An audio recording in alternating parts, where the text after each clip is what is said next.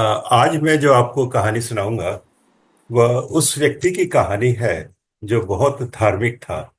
उसका ईश्वर पे बहुत विश्वास था। वह नियमित ध्यान करता था, पूजा पाठ करता था, मंदिर जाता था। लेकिन इन सब के बावजूद उसकी लाइफ में बहुत प्रॉब्लम्स थी। कभी हेल्थ प्रॉब्लम, कभी परिवार में प्रॉब्लम, कभी जॉब में प्रॉब्लम।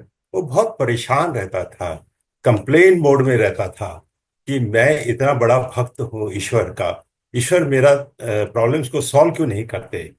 जब वो अपने परिवार में, दोस्तों में, कॉन्टैक्ट्स में बात करता था अपने प्रॉब्लम्स के बारे में, तो सब यही कहते थे, तू क्यों चिंता करता है, तू तो इतना बड़ा भक्त है ईश्वर का, ईश्वर तेरी सब प्रॉब्लम्स को सॉल्व कर देंगे, तू थोड़ा धैर्य रख। लेकिन वह संतुष्ट नहीं होता था इस जवाब से। वो बोलता था कि ईश्वर मेरे लिए कुछ नहीं कर रहे, मेरे बारे में शायद सोचते भी नहीं है। एक बार क्या हुआ कि वह ऑफिस गया और बॉस से कुछ कहासुनी हो गई उसकी। तो बॉस ने गुस्से में आकर उसको ऑफिस से निकाल दिया। वो घर आया और सीधा पूजा घर में गया, अपने ईश्वर के सामने बैठ के काफी देर तक रोता रहा, ध्यान लगाया और ईश्वर से कहा कि हे प्रभु, मैं आपका इतना बड़ा भक्त हूँ, मैं आपका इतना ध्यान करता हूँ, इतना जाप करता हूँ, मैं मंदिर भी जाता हूँ, फिर आपका ध्यान मेरी ओर क्यों नहीं है, मेरी प्रॉब्लम्स क्यों नहीं सॉल्व करते। तो अब मुझसे सहा नहीं जाता, अब मैं और बर्दाश्त नहीं कर सकता हूँ। आप प्लीज आज की आज मुझे कुछ प्रॉब्लम का सॉल्यूशन निकाल कर दीजिए। और ये बोल के उसने खाना खाया और वो सो गया। और मजे की बात यह है कि सपने में ईश्वर ने उसे दर्शन दिए। तो वो अपनी समस्याओं का चिट्ठा लेके बैठ गया, एक एक करके सारी समस्याएं उसने सुना दी और कहा, प्रभु आप आज के आज मेरी सब प्रॉब्लम सॉल्व कीजिए। मैं आपका इतना बड़ा भक्त हूं, अब मुझसे नहीं सहा जा रहा और अब नहीं सह सकता मैं। ईश्वर मुस्कुराए और बोले, अरे तू क्यों घबरा रहा है, यह तो जीवन चक्र है, सुख दुख तो आते रहते हैं, आज नहीं तो कल ये सारी सारी समस्याएं सॉल्व हो जाएंगी, तो क्यों इतना परेशान हो रहा है, पेशेंस क्यों लूज कर रहा है। उसने कहा, नहीं प्रभु, ये बातों से मेरे को तसल्ली नहीं होने वाली, आपको अभी इसी वक्त मुझे कुछ ना कुछ सॉल्यूशन देना पड़ेगा। अब ईश्वर भी बोले, हाँ ये तो सोचे कि ये मेरा इतना बड़ा भक्त है, मुझे इसकी प्रॉब्लम सॉल्व करनी पड़ेगी। ईश्वर ने बोला, अच्छा एक काम कर, तू सामने बरगद का पेड़ देख रहा है। उसने कहा, हाँ देख रहा हूँ, ये सब सपने में चल रहा है। तो बोले, तू एक काम कर, कल सुबह जब सूरज उगेगा अपनी सारी प्रॉब्लम्स को एक पोटली में बांध और उस बरगद के पेड़ पे बांध के आ जा, तेरी सारी समस्याएं खत्म हो जाएगी। तो बहुत खुश हुआ, अरे इतना सिंपल सॉल्यूशन है, ईश्वर ने पहले क्यों नहीं बताया मुझे। तो ईश्वर ने कहा, लेकिन एक कंडीशन है कि तू अपनी पोटली वहां बांध के आ जाना सारी समस्याओं की, लेकिन तुझे वापसी में एक पोटली वहां से लेकर आनी पड़ेगी, वो तू छांट लेना, कौन सी पोटली तू चाहता है लेके आना, ये तेरे ऊपर है, लेकिन तुझे एक पोटली उस बरगद के पेड़ से उतार के लेकर आना है। ये जीवन चक्र है, ये प्रकृति का नियम है, तो ये करना पड़ता है मुझे ये सब। बोले, इसमें क्या प्रॉब्लम है प्रभु, कोई दिक्कत नहीं। उसने ईश्वर को प्रणाम किया और वो सारी रात नहीं सोया, इंतजार करता रहा सुबह कब सूरज उगेगा। जैसी सूरज उगा, उसने सारी समस्याएं एक पोटली में बांध दी, बड़ी सी हो गई पोटली, और वो भागा बरगद के पेड़ की तरफ। और उसने वहां जाकर बरगद के पेड़ पे वो पोटली बांध दी। वो बहुत खुश हो गया, अब मेरी सारी समस्याएं, जैसा ईश्वर ने कहा था, खत्म हो जाएगी, मेरी लाइफ बहुत अच्छी हो जाएगी। तब उसे याद आया कि ईश्वर ने कोई कंडीशन लगाई थी कि एक पोटली उसको वापस लेकर जानी है घर अपने। तो उसने सबसे छोटी पोटली ढूंढी और कहा, मैं इसको ले जाता हूं। तो पोटली, उसने कहा कि मैं सो देख तो लूं इसके अंदर है क्या। तो उसने खोलने की जैसे ही कोशिश करने के पहले सोचा, कहीं इसमें कोई मेरे लिए बहुत भयंकर बीमारी तो नहीं है। वो डर गया। तो उसने वो पोटली वहीं छोड़ी, हाथ भी नहीं लगाया, फिर अगली पोटली की ओर गया। तो फिर उसको दिमाग में आया, कहीं मेरे जो प्रियजन है उसमें से किसी की मृत्यु तो नहीं हो जाएगी। वो फिर डर गया, उसने उसको छोड़ दिया।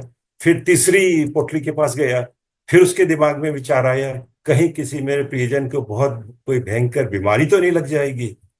वो फिर घबरा गया, उसको समझ में नहीं आया, वो बहुत बौखला गया, जोर से चिल्लाया हे ईश्वर, ये क्या सॉल्यूशन दिया है आपने मेरे को, ये क्यों कर रहे हैं मेरे साथ आप ऐसा। तब ईश्वर फिर प्रकट हुए। अब बोले क्या बात है, मैंने तुझे सॉल्यूशन दे दिया था। बोले ये कोई सॉल्यूशन है? सारी समस्याओं के बदले आप कह रहे हो कि एक पोटली लेके आ जाओ। मुझे नहीं पता उस पोटली में क्या समस्या आएगी जो मेरी लाइफ को और कष्टप्रद कर दी। मुझे आपका सॉल्यूशन नहीं चाहिए, नॉट एक्सेप्टेबल। मैं अपनी पोटली को वापस लेकर घर जा रहा हूं। और वो उदास मन से अपने घर आ गया पोटली को लेके। इस कहानी के थ्रू मैं आप सबको यही मैसेज देना चाहता हूं कि हम सबकी जिंदगी में प्रॉब्लम्स हैं, किसी को छोटी है, किसी को बड़ी है। ऐसा कोई आदमी नहीं है जिसको समस्याएं या प्रॉब्लम्स नहीं है। जब तक ये जीवन है, प्रॉब्लम्स रहेंगी रहेंगी। लेकिन हमें कंप्लेन मोड में उस आदमी जैसे नहीं जाना है। हमें ब्लेम नहीं करना है ईश्वर को, अपने आप को या अपने एनवायरनमेंट को। हाँ, ईश्वर का नाम लेते हुए हमें ईश्वर से प्रार्थना जरूर करनी है कि भाई यदि तूने समस्याएं दी हैं, दुख दिया है, तो उसे सहने की भी शक्ति दे। यदि हम ये सब करते हैं तो ये जो जीवन हमें अभी तक कष्टप्रद लग रहा था, वो अब सुखकर और सुखमय लगने लगेगा। Thank you. क्या बात है, क्या बात है राकेश जी। तो ये तो मतलब थी performance, last show stopper performance थी राकेश जी। मजा आ थैंक यू, गया, थैंक क्या यू। सुनाया आपने। थैंक मैं यू। हमेशा बोलता रहता हूँ राकेश जी को, he should do more of story telling. बड़े फ्लो में और बड़े खुश होके एकदम से करते हैं, and I think that is his strength. और बहुत क्या मैसेज दिया सर, मजा आ गया। Thank you Rajesh. वरना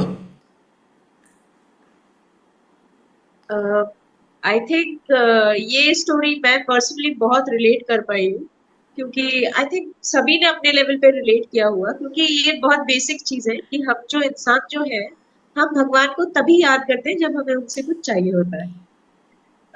हम बहुत कम टाइम उनको इसलिए याद करते हैं कि हमारे पास ऑलरेडी इतना कुछ है। सो द थिंग इज, ये चीज मेरी समझ में तब आई जब मेरी बहन बीमार पड़ी, और तब मैंने पहली बार ये रियलाइज किया कि हम लोग कितने खुश नसीब होते हैं कि हमारे पास पहले से ही सेहत होते हैं, अच्छी सेहत होती है, फंड होता है एक जिससे हम लोग अपना सुख दुख थोड़ा कुछ हद तक कंट्रोल कर सकते हैं। कुछ फिजिकल एबिलिटीज भी होते हैं जिससे हम लोग अपना सुख दुख, मतलब उन्होंने तो हमें तैयार करके भेजा हुआ है इस दुनिया में, फिर हमें क्यों अपेक्षा है उनसे कि वो और हमें सपोर्ट करे। और दैट्स लाइक यू नो, जब माँ बाप अपने बच्चों को बड़ा करके दुनिया में छोड़ देते हैं कि भैया आप करो, अपना कमाओ, खाओ, जो मर्जी अपनी जिंदगी जियो, तो भगवान का भी वैसे ही है हमारे साथ। उन्होंने हमें सब कुछ दे दिया, घर दे दी, परवरिश करने वाले लोग दे दिए, प्यार करने वाले लोग दे दिए, सेहत दे दिए, इतना कुछ दे दिए, लेकिन हम हमेशा अपना रोना ही रोते हैं उनके पास जाकर के, और बहुत कम ये सोचते हैं कि हमारे जैसे बाकियों के साथ भी समस्याएं ही है। सभी के साथ है, सब जी रहे हैं, जूझ रहे हैं उसको। और ये हमें अपना प्रॉब्लम बहुत बड़ा लगता है ऑब्वियसली, लेकिन सबके लिए अपना प्रॉब्लम सबसे बड़ा होता है ऑब्वियसली, क्योंकि वो सबका करीब होता है। तो उस हिसाब से मुझे ये स्टोरी बहुत ज्यादा, मैं रिलेट कर पाई हूँ खुद, क्योंकि मैंने भी बहुत बार ऐसे रोना रोया है ऑब्वियसली इससे पहले। तो बट आई थिंक मुझे बहुत अच्छा लगा सर आपका प्रेजेंटेशन भी। और मुझे नहीं पता ये आपने खुद स्टोरी रचना किया है या नहीं, किसी और की स्टोरी नहीं, है। मेरी लिखी हुई नहीं है। तो अगर किसी और की लिखी हुई है, आपने बहुत अच्छे अपने तरीके से उसको you know you customized it in your own special mode, और आपने छोटे से बहुत प्यारा सा मैसेज दिया। थैंक यू सो मच, मैंने बहुत एंजॉय किया ये। And like thank you. Doctor Rajiv said, आगे से भी if you do more such story telling, I think I will definitely enjoy. Thank you Panna. Ranjit. Yeah, I really enjoy Sir's storytelling sessions, and I think as kids, I never had grandparents, so my grandparents passed away before I was born, and so I know that grandparents used to, they have this. For example, for my kid, my grandparent, my mother, my wife's parents, and my parents, they spend a lot of time telling stories to him. So I think listening to stories is a very important thing of your growing up, and also as you grow also, like that's why people say reading is very important, because you read stories and then you assimilate your thoughts. And I really enjoy your stories. It has a very deep message, but very relatable message. It's not like very preachy as well, and it actually gives you messages that you can go back and implement in your life. And I agree to what Panna ma'am said, that everyone's problems are big for them, and you should never underestimate another person's problems just because your problem seems bigger for you. And yeah, I mean, I think it was amazing listening to your story. Thank you. Thank Thank you, you, Ranjit. Rakesh ji.